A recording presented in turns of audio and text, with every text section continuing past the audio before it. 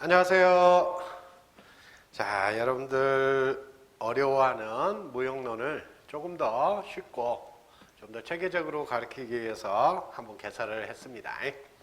그래서 이 강의는 기본적인 내용부터 시작해서 최대한 응용되는 것까지, 시험 문제 가능성이 있는 것까지 쭉 훑을 거예요. 물론 문제까지 다 풀어준다? 그건 시간상 안 됩니다. 그건 시간상 안 되고, 대신에 이제 문제 유형이라든지 이런 것까지 쭉 하고, 그 다음에 이제 문제는 제가 이제 모의고사 형태로 드릴 거예요.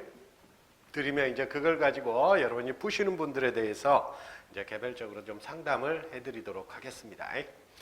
그래서 이 문제 이걸 보다 보면 나름 익숙하다고 여기는 분들 입장에서 보면 조금 너무 세세한 것까지 가르치느냐라고 여길 수 있어요.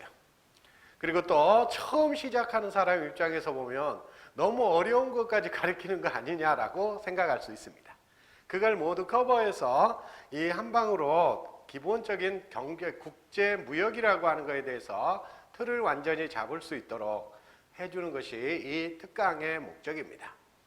자, 그래서 우리가 특강에서 좀 자세한 설명들이 있더라도 여러분들 양해하시고, 그리고 또 약간 응용되는 것도 나올 수 있으니까 그것도 여러분들이 이해하셔야 됩니다. 어차피 국제무역에서 우리가 뭐 시험에 안 나올 것을 다루는 건 아니거든요. 어차피 시험에 나올 수 있는 내용들을 다루는 거기 때문에 그 점은 여러분들이 어쩔 수 없이 받아들이셔야 되는 겁니다. 받아들이셔야 돼요. 자, 그럼 한번 처음부터 차분히 한번 살펴보도록 할까요? 자, 우리가 이제 보통 교역이론 그러면 비교의론에서 시작하는 걸로 알고 있습니다.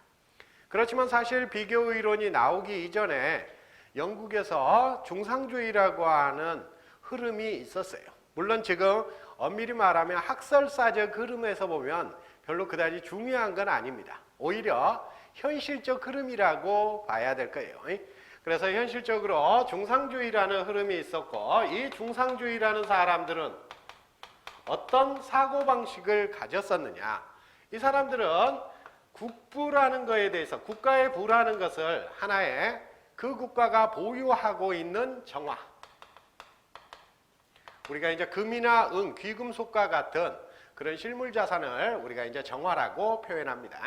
그래서 이런 국부를 정화라고 정의를 내린 거예요. 그래서 국가가 얼마나 많은 정화를 보유하고 있느냐, 금이나 은이나 귀금속들을 보유하느냐가 국부를 결정짓는 척도다라고 생각을 했던 겁니다. 그러다 보니까 국부를 이용해서 무역에서도 무역을 통해서 부를 증가시킬 수 있는 방법이 뭐가 있겠느냐. 결국 정화가 유출되는 것은 최대한 막고 정화가 유입되는 것을 최대한 권장해야 된다라고 했던 겁니다. 그런 정화가 유출되는 것은 결국 수입이 되니까 수입을 억제하는 거예요. 수입을 억제해서 정화의 유출을 억제하는 겁니다. 유출을 억제하고, 그리고 수출을 권장하는 겁니다. 수출을 권장해서 정화의 유입을 촉진하는 겁니다. 그래서 이처럼 정화의 유입을 촉진하고 정화의 유출을 억제하는 이러한 무역을 통해서 국부를 증가시켜야 된다라고 생각했던 거예요.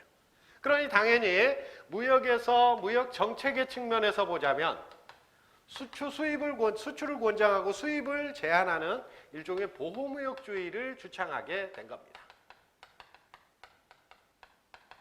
물론 이제 맥락은 좀 다른 맥락도 같이 포함되어 있지만 이런 보호무역주의를 가장 대표했던 그런 법이 공물법이라고 부르는 거예요. 영국의 공물법. 사실 이제 영국이라는 나라 자체가 그렇게 곡물 생산에 유리한 자연환경을 가진 나라는 아니에요. 그래서 전통적으로 습도가 너무 높아요. 습도가 너무 높고, 그 다음에 국토의 절반은 산악지대입니다. 뭐 우리나라로 치면 강원도 같은 땅이에요. 스코틀랜드가 그렇죠. 그 다음에 웨일즈와 잉글랜드를 가르는 또 산맥이 하나 있습니다. 그러다 보니까 결국 웨일즈와 잉글랜드에 있는 토지 정도인데, 그 정도에서 또 곡물을 생산해야 되는데 이게 또 곡물 생산에 좋은 기후가 아닌 거예요. 습하죠. 그리고 곡물에서 제일 중요한 게 바로 그 날씨 중에서 소위 말하는 햇빛입니다. 근데 햇빛이 많이 받아야 가을에 곡물이 연글게 된단 말이에요. 제대로. 근데 영국은 그게 안 되는 거예요. 일조량이 너무 작아요. 그러다 보니까 사실 영국은 그렇게 곡물 생산이 풍부한 나라가 아니에요. 그래서 곡물 생산이 풍부하지 않으니까 결국 필요한 곡물들을 수입할 수밖에 없고 그 대표적인 수입처가 가장 가까운 나라에 있는 프랑스가 됐던 거예요. 프랑스는 날씨도 좋고 땅도 곡물 재배할 만한 땅도 많고 그러다 보니까 프랑스에서 곡물을 수입했어요. 근데 이 곡물법이라는 것이 그 곡물 수입을 제한하는 법입니다. 곡물 수입을 제한하는 법이 곡물법이고 그래서 곡물 수입을 제한하는 이게 바로 대표적인 보호무역주의의 상징처럼 됐던 법이에요. 나중에 이제 1800년대 중후반에 와서야 곡물법이 실질적으로 폐지가 됩니다. 자, 어쨌든 이런 것처럼 보호무역주의가 중상주의의 가장 대표적인 논리 구조다라고 하는 겁니다. 자, 그리고 이제 이게 더 나아가서 이건 이제 가웬 얘기이긴 하지만 이런 중상주의적 발상, 국부이끌 정화라는 중상주의적 발상이 조금 잘못된 어긋난 방향으로 발전한 것이 바로 식민주의의 정당화가 되는 겁니다. 자, 이렇게 국부를 유입시켜야 되는데 유입하는데 꼭 물건 주고 유입해야 돼? 그냥 가져오면 되는 거 아니야? 라고 생각하는 순간 식민주의가 되는 겁니다. 약탈이 되는 거죠. 식민지의 약탈이 되는 거예요. 그런 것들이 사실 당시에 영국에서는 팽배해 있었던 거예요. 영국 사회에서. 그래서 이제 이런 중상주의도 나름 그 당시에 하나의 그 당시 관료 세계나 이쪽에서 횡행하고 있던 사고방식이 그들의 조그만 글들로 표현된 겁니다.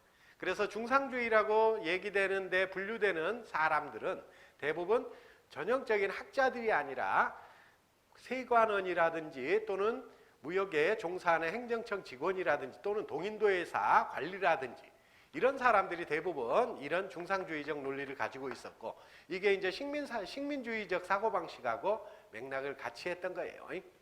자, 이런 중상주의적 보호무역주의에 대응해서 자유교육의 논리를 주창했던 것이 바로 이제는 절대우위론을 주장했던 아담 스미스였죠.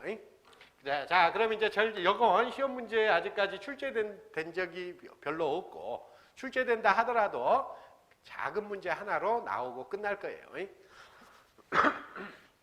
자, 그 다음에 이제 자유교육 이론을 대표하는 출발점이 바로 절대우위론이다라고 하는 겁니다. 그럼 절대우위론은 누가 주장했느냐? 아담 스미스가 제시했던 교육이에요. 사실 아담 스미스의 절대우위론이라고 하는 것을 단순히 교육이론이라고 생각하시면 안 됩니다. 그래서 사실 국가 간의 거래를 교역이라고 부르죠. 그러면 우리가 한 국가 내에서의 거래도 있단 말이죠. 그럼 국가 간에 거래하는 거나 한 국가 내에서 거래하는 거나 뭐가 다르겠어요? 범주가 좀 크기가 다를 뿐이지 내용은 똑같습니다. 결국 이 비교 절대우위론이라는 건 교역에서만 적용되는 게 아니라 시장에서의 자유거래를 옹호하는 논리의 일종입니다. 그걸 시장에서의 자유거래를 얘기하는 논리가 그대로 교역이론으로 넘어간 거예요. 국가 간의 교역이론으로 넘어간 겁니다. 자, 그게 바로 절대우위론이다라고 얘기할 수 있는 거예요. 그래서 절대우위론에서는 절대우위의 개념이 뭐냐? 절대우위라고 하는 것, 절대우위. 절대우위라고 하는 것은 다른 국가에 비해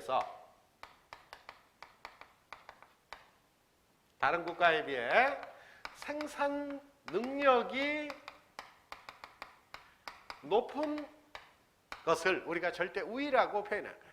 그럼 절대우위 재화다라고 한다면 생산 능력이 높은 재화가 바로 절대우위 재화가 되는 겁니다. 자, 그래서 이 생산 능력을 이제 평가하는 기준이야 다양하게 존재할 수 있겠죠. 생산성을 이용해서 평가한다면 생산성이 높은 재화가 절대우위 재화가 될 것이고 또 만약 비용으로 친다면 생산 비용이 낮은 재화. 물론 총 비용으로 계산하면 안 되겠죠. 그래서 우리가 이제 현대적 개념으로 하면 한계 비용이나 평균 비용이 낮은 재화. 이런 재화가 바로 절대우위 재화가 되는 거고 이게 시장에서 거래된다면 생산성이 높고 비용이 낮으면 가격이 낮겠죠. 그래서 가격이 낮은 재화. 이것을 우리가 절대우위 재화다라고 얘기하고 이것과 이제 대비되는 개념이 바로 절대 열의제화가 되는 겁니다. 그래서 이제 상대 다른 국가에 비해서 생산성이 낮은 재화 또는 비용이 높고 가격이 비싼 재화를 우리가 절대 열의제화다라고 얘기를 하는 거예요.